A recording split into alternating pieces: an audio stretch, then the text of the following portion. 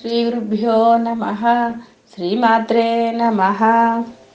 నాభ్యాలవాళ రోమాళీ లతాఫల కుచద్వయీ నాభ్యాలవాళ రోమాళి లతాఫల కుచద్వయీ.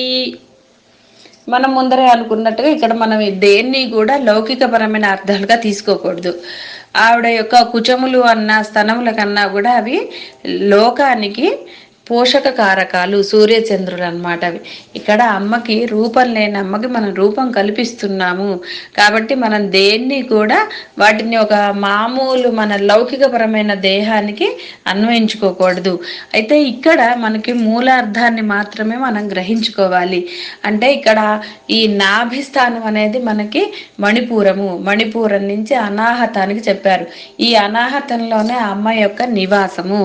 అక్కడ మనకి ఇక్కడ మనం ఏమనుకున్నాము, ఈ 6 చక్రాలు కూడా కొన్ని దళాలు అంటే కొన్ని పద్మాలు ఉన్నాయి అన్నాము.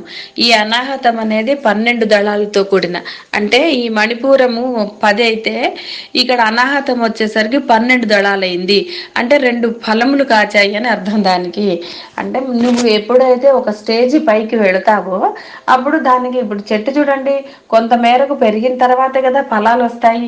ముందరే ఫలాలు వస్తాయా? రావు కదా. అది అంటే ఎంత ఎత్తు వరకు ఎదిగాక ఫలములు రావాలో అంత ఎత్తు ఎదిగాకే ఫలములు రావాలి. ఇక్కడ కూడా మన హృదయం విశాలం అవ్వాలి అంటే అంతటా సమభావాన్ని చూసుకోవాలి అంటే ఈ మణిపూరం నుంచి మన అనాహతానికి మన యొక్క ధ్యాన స్థితి పెరగాలి.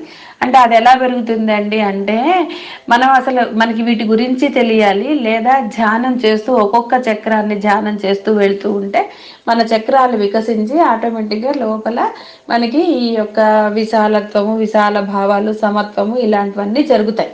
ఎప్పుడు మనం ఒక్కొక్క చక్రాన్ని ధ్యానం చేస్తూ ఆ చక్రానికి గనక మన ఎనర్జీ అంటే ఆ అమ్మ అనుగ్రహించి ఇస్తే, ఎందుకంటే చక్రాల్లో ఉంది అమ్మే కదా.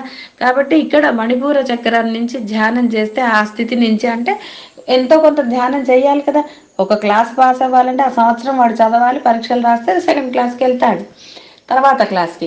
అదేవిధంగా మణిపూర చక్రాన్ని మనం అంటే మన స్థితి మనకి తెలియదు, మన యొక్క ఆ ధ్యాన స్థితి అనండి ఏదైనా సరే మనకి తెలియదు కదా. అలాగే మనం చేస్తూ ఉంటే మనకి ఎప్పుడు మనని అనాహతానికి తీసుకెళ్లాలో ఆ అమ్మ అప్పుడు మనని తీసుకెళ్తుందిట. ఇక్కడ సూక్ష్మంగా కూడా అంటే విద్యల గురించి ఎందుకు లేదు చెప్పట్లేదు, హాది విద్య కాదు విద్య అలా అంటారు. సరే అవన్నీ ఉంటాయి. ఎప్పుడైతే మనం ఆ మణిపూరం నుంచి కనుక అనాహతానికి వస్తామో అక్కడ రెండు దళాలు పెరిగాయి. ఇక్కడ ఆ 2 దళాలు దానికి ఫలములుగా ఉన్నాయట. అంటే నాభి నుంచి ఒక వృక్షాన్ని మనం కనుక భావిస్తే ఆ యొక్క వృక్షానికి ఈ 2 ఏ దళాలు అయితే ఉన్నాయో ఒక ఫలములుగా ఉన్నాయిట. వాటినే మనం ఇక్కడ అమ్మాయి యొక్క కుచములన్నా ఏదనుకున్నా బాహ్యానికి చూసినప్పుడు అలా ఉంటుంది. ఇది మనం అంతర్ముఖంగా చూడాలి. చూసినప్పుడు మన యొక్క హృదయం విశాలం అవుతుంది.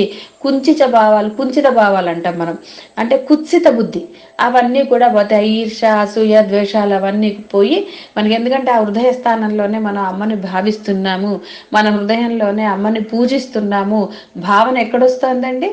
అది ఆ విధంగా మనం ఆ హృదయ స్థానాన్ని విశాలం చేసుకోగలిగినప్పుడు అప్పుడు అవి ఒక ఫలములు, అంటే ఫలమే కదండి. ధ్యానానికి ఫలితంగా అమ్మ దొరకాలి మనకి కదా. ఆ భావన ఎప్పుడైతే వచ్చిందో అది ఫలితమే కదా మనకి. అక్కడ ఒకటి కాకుండా మనకి 2 వస్తాయిట. భావన రావటం ఒక ఫలం అయితే భావనకి ప్రతిఫలంగా అమ్మ కూడా దొరుకుతుంది మనకి. భావన దేన్ని భావించుదాం అనుకున్నా కూడా, భావించే వస్తువు మనకి తెలిసినా కూడా ఆ వస్తువు అక్కడ మనకు కనపడాలి అంటే ఆ అమ్మ అనుగ్రహం కావాల్సిందే కదా. మామిడి పండును భావించాలి అంటే దాన్ని నువ్వు చూసుండాలి కదా. మరి ఇక్కడ అమ్మకు రూపమే లేని అమ్మని మనం ఎలా భావిస్తాం అసలు?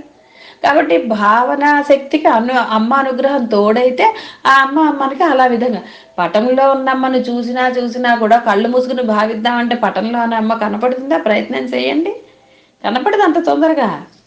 అమ్మ అనుగ్రహం దొరికితేనే మనకి ఆ అమ్మ రూపం అక్కడ కనపడుతుంది. మీరు గంటలు తరపడుతుండండి, ఎన్నిన్నా చూడండి, అమ్మ అనుగ్రహం ఉంటే తప్ప మనము ఆ అమ్మని ఆ హృదయ స్థానంలో భావించలేము. అదే ఫలములు. శుభం భూయాత్. సర్వం శ్రీ మాతృ చరణారవిందార్పణమస్తు.